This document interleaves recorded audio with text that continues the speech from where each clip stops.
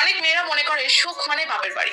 অনেক মেয়েরা আছে স্বামীর অবাধ্য হয়েও বাবার বাড়ি গিয়ে অনেকদিন থাকে, স্বামীর সাথে তর্ক করে বাবা মার কাছে গিয়ে থাকে, মানে বাচ্চা কাচ্চার স্কুল ছুটি হয়ে গেলেই বাপের বাড়ি দৌড় দেয়।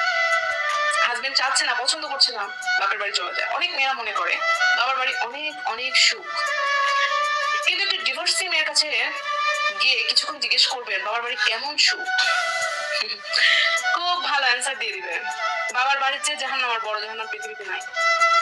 অনেক ডিভোর্সি মেয়ের কথা শুনেছি, তাদের একটাই কথা, আমার সিদ্ধান্ত ভুল ছিল, আরেকটু যদি মানিয়ে নিতাম, আরেকটু যদি ধৈর্য ধরতাম, আরেকটু যদি অপেক্ষা করতাম, আরো 2টা বছর যদি সংসার করতাম, তাহলে আমার এই সংসারটা টিকে যেত, আমার এই ভুলটা থাকতো না, আমি অন্যের কথা শুনে এই কাজটি করেছিলাম, আমি অন্যের দ্বারা প্রভাবিত হয়ে এই কাজটি করেছিলাম।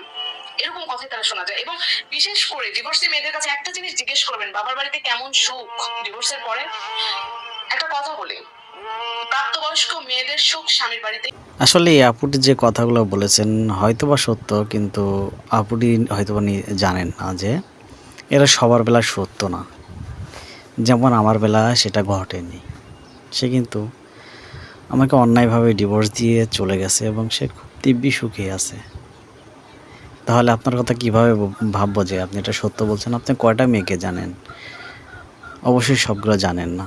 হ্যাঁ, হয়তো আপনি বলছেন বেশিরভাগ মেয়ে। হ্যাঁ, তাহলে কি মানে আপনার কথার ব্যতিক্রমে কিছু মেয়ে আছে।